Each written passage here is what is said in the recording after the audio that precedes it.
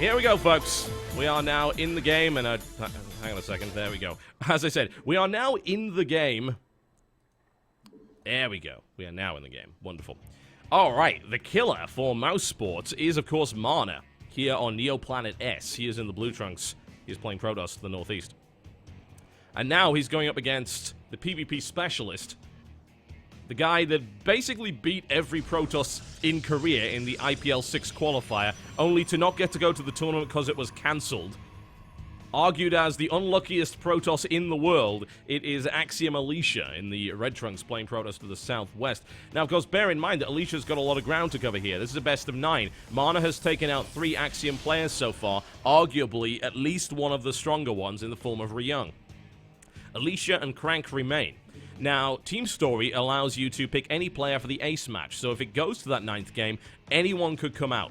So what could happen is if Alicia wins here, and then it ends up going to the ace match, they can throw out whoever they wish.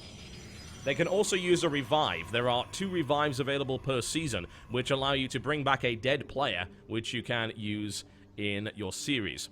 The question is, does Axiom choose to do that early on? Mousesports is definitely one of the stronger teams in this team league, but they still have to contend with Liquid, they still have to contend with MVP.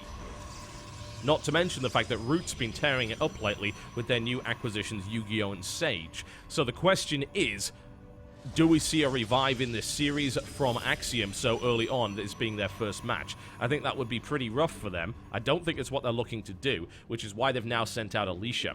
Now, Alicia has shown excellent PvP. Excellent PvP. As in, we're talking like beating the best in the world PvP very, very recently. He took out about 6 strong Korean Protoss opponents and didn't drop a map, in fact, on the way to winning the IPL 6 qualifier, coming in first place there for Korea, which is a pretty big deal. The Korean qualifiers are always pretty tricky. But we are also talking about Mana here, one of the most accomplished Protoss players in the world right now, who has already taken out 3 Axiom players. So, as far as I'm concerned, this is still going to be a tough map here for Alicia. Now, Alicia's actually put down a second gateway, which indicates to me he does have actually 2 gas as well, fairly early on. His opponent also. It does indicate to me, yeah, we're going to be seeing earlier Mothership Core here from Mana because it's on 1 gate. But we'll probably see the 3 Stalker build coming out here from Alicia. Now, the question is, what does he turn it into? Does he go for straight to 4 gate? Is he looking for a little bit of 2-gate aggression into an expansion play? No Mothership Core coming out yet from Alicia, which is very interesting. He is chrono boosting the Warp Gate, however. This is telling.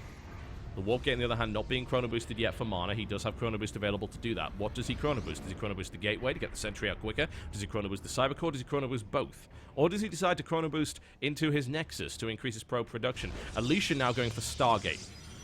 Alright, interesting idea. An expansion coming in from Mana.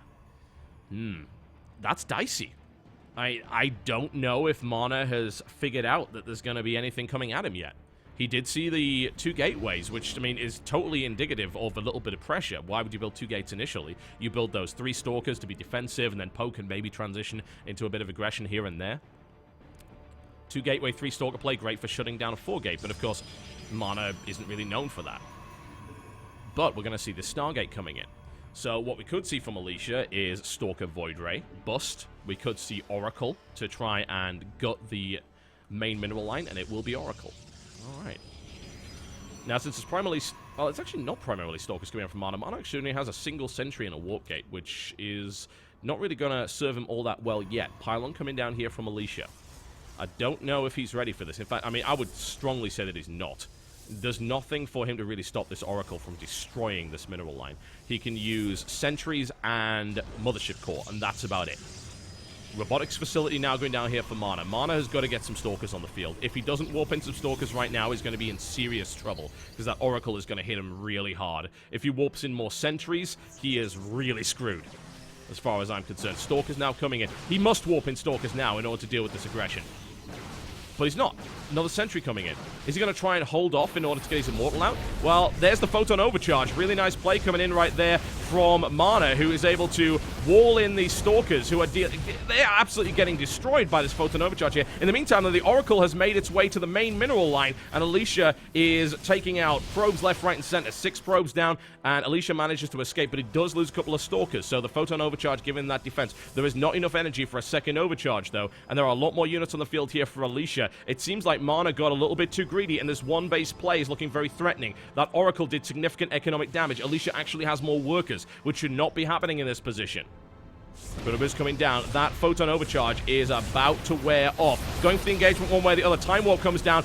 Down goes the Militia Core as well. Photon Overcharge is now done. And Alicia is going to smash his way through this natural. There is nothing that Mana can really do to stop this as far as I'm concerned. Time Warp's been put down as well to sort out the reinforcements. Alicia does need a micro, though. He can't get arrogant here. That would be the worst thing in the world to do. More Stalkers coming in. And there's the GG.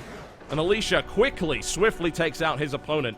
PvP Sniper in play, and Alicia right back in the series here for Axiom.